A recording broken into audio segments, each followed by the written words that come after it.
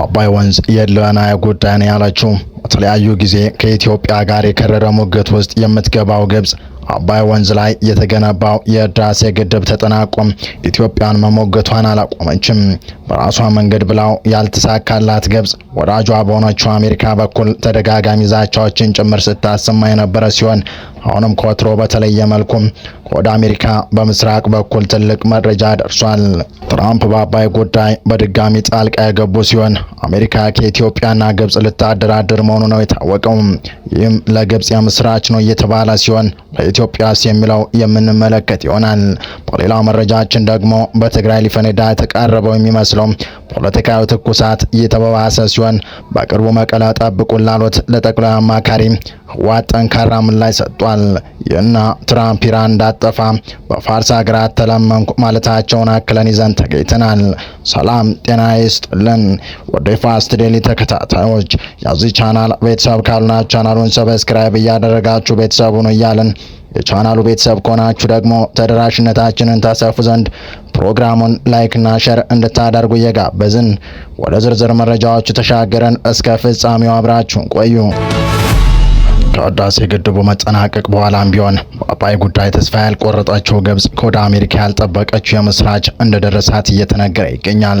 ዶናልድ ትራምፕ በተደጋጋሚ በኢትዮጵያና ግብጽ መካከል ጦርነት ማስቆማቸው መናገራቸው የሚታወስ ሲሆን ፕሬዝዳንቱ በድጋሚ በሁለቱ ሀገራት መካከል ድርድር ለማካሄድ ቀጠሮ መያዛቸው ነው የተሰማው።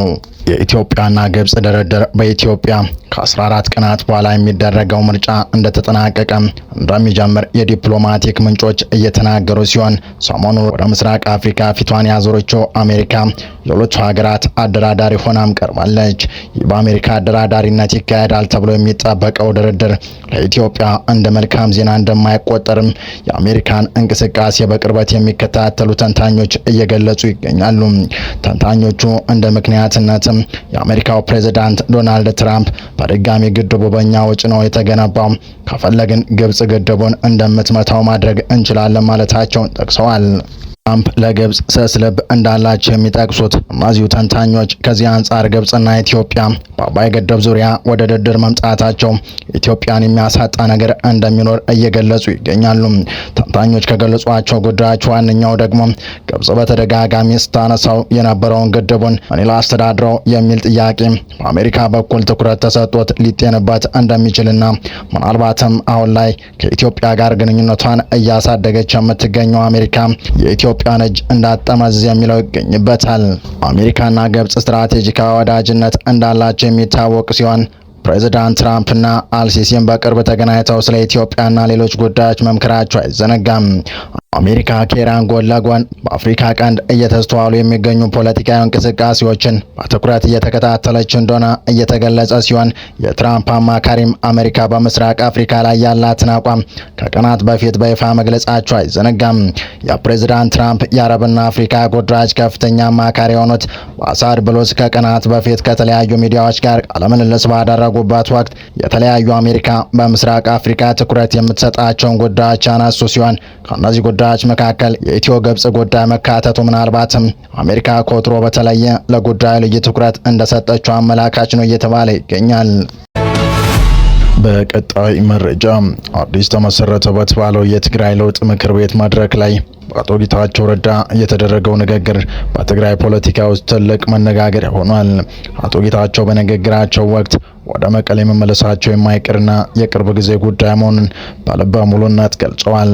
በተለይም በአጭር ጊዜ ውስጥ ወደ መቀሌ እንደምንገባ በውስጤ ምንም አይነት ጥርጣሬ የለኝም በማለት ኃይል ዋና ከተማዋን መልሶ ለመቆጣጠር በከፍተኛ ቁርጠኝነት እየሰራ መሆኑን አውጀዋል። ይሁን እንጂ የአቶ ጌታቸው ረዳን የልበ ሙሉነት መግለጫ ተከትሎ ከህወሓት ቃል አቀባይ ከአቶ ሚካኤል አስገዶም የተሰጠው ምላሽ እጅግ የበረታና ፊት ለፊት የተጋረጠ ነበር። ቃል አቀባዩ ድርጊቱን የብሔራዊ ክህደት ጥግና የጭንቀቶች መግለጫ ሲሉ በጽኑ ኮንነውታል። አቶ ሚካኤል አስገዶም በሰጡት በዚሁ ምላሽ ጌታቸው ላይ የሚታየውን እንቅስቃሴ ከፍተኛ የውስጥ አለመረጋጋትና ከህሊና ወቀሳ የመነጨ መሆኑን በመግለጽ ጠንከር ያለ ቃላትን ተጠቅመዋል። ቃል አቀባዩ በማስተካከልም በሌሊት በተኛበት ታልማለ፣ ከዚያም የመቀሌ መንደሮች ይታያል። ያኔ ከርተና ረት ፈጽመ ወደ አዲስ አበባ የመጣ መሆንን እንደገና ታስባለህ፣ ከዚያም ህሊና ይወቅስና ታብዳለህ በማለት የአመራሮቹን ስነ ልቦናዊ ሁኔታ ገልጸዋል። ነገ መጣው ከነገ ወዲያ መጣው እያልክ ትፎክራለህ፣ ታውጃለህ፣ ያ አይሳካም፣ ከባድ ነው ካሉ በኋላ ወደ ሌላ እብደት በመሸጋገር መብረቅና ነጎድጓድ እንዲረዳቸው መማጸን እንደጀመሩም ተናግረዋል። ይህንን ሁኔታ የተረበሸ ህይወት፣ የባከነ ማንነትና አደጋ ላይ የወደቀ ህልውና መግለጫ እንደሆነም ገልጸዋል። በመጨረሻም ወደ መቀሌ መግባት የሚቻለው በይቅርታና በትግራይ መንግስት ፈቃድ ብቻ መሆኑን ቃል አቀባዩ አቶ ሚካኤል አስገዶም አስገንዝበዋል። እንዲህ አይነቱ ፉከራ የታጀበ አካሄድ መቀሌ ከመግባት ባለፈ በአሁኑ ወቅት በአዲስ አበባ ለመኖርም ዋስትና የማይሰጥ የጭንቀት መግለጫ መሆኑን በመጥቀስ ምላሻቸውን አጠቃለዋል። የህወሓት ቃል አቀባይ የሆኑት አቶ ሚካኤል ምላሽ አቶ ጌታቸው ረዳ በምክር ቤቱ መክፈቻ ላይ ከሰጡት ንግግር በኋላ ከወደ ትግራይ የተሰማ የመጀመሪያው ምላሽ ነው። የጌታቸው ረዳ በተገኙበት እሁድ ግንቦት 9 2018 ዓ.ም በአዲስ አበባ የተመሰረተው የትግራይ ሰላምና የለውጥ ምክር ቤት ከዓላማዎቹ መካከል አንዱ በመፈንቅለ መንግስት ትግራይን የተቆጣጠረውን ኃይል ማስወገድ መሆኑንም በጌታቸው የሚመራው ስምረት ፓርቲ ለቢቢሲ ተናግሯል። የፓርቲው የሚዲያና ኮሚኒኬሽን አስተባባሪ የሆኑት ብርሃነ ገብረ ኢየሱስ ከቢቢሲ ጋር በነበራቸው ቆይታ የለውጥ ፈላጊዎች እንቅስቃሴ የተባለ ቡድን ከተለያዩ ፓርቲዎች፣ ታጣቂዎች፣ ግለሰቦችና ተጽዕኖ ፈጣሪዎች ተውጣቶ በትግራይ መሰረታዊ ለውጥ ለማምጣት ላለፉት 7 ወራት ሲመክር እንደነበረ ተናግረዋል። እነዚህ የለውጥ ፈላጊዎች በምርጫ ቦርድ እውቅና ያገኙ 4 የፓርቲዎች እንዲሁም ታዋቂ ሰዎች መሆናቸውን ጨምረው ገልጸዋል። አቶ ብርሃን አክለውም የለውጥ ፈላጊ ያሎች የተባለ ቡድን ወደ ምክር ቤት ሲያደርግ በክልሉ የሚገኙ ከተጽዕኖ ፈጣሪዎች ወደ 7 የሚሆኑ በክልሉ የሚንቀሳቀሱ የፖለቲካ ፓርቲዎች፣ ታዋቂ ሰዎች፣ የሚዲያ አካላት፣ ማህበራትን አካቶ እሁድ ግንቦት 9 2018 ዓ.ም በይፋ ምክር ቤቱ መመስረቱን ተናግረዋል። በቀጣይ መረጃ ፕሬዝዳንት ዶናልድ ትራምፕ በኢራን ላይ ሊፈጽሙት የነበረውን ጥቃት ማራዘማቸውን አስታውቀዋል። የባህረ ሰላጤው ሀገራት ሳውዲ አረቢያ፣ ኳታርና አረብ ኤሚሬቶች እንዲሁም ሌሎች ሀገራት ኢራን ላይ ጥቃት እንዳይሰነዘር ጠይቀውኛል ብለዋል ትራምፕ። ለማክሰኞ ቀን ተቆርጠለት የነበረው ጥቃት ለዲፕሎማሲ ጊዜ መያዣ በሚል ለአሁኑ ቆሟል። በእርግጥ ጥቃቱ ለ2 እና 3 ቀናት ያህል እንደተራዘመ መነገሩን ያን ያህል ዘላቂ ሰላም ላያመጣ ይችላል።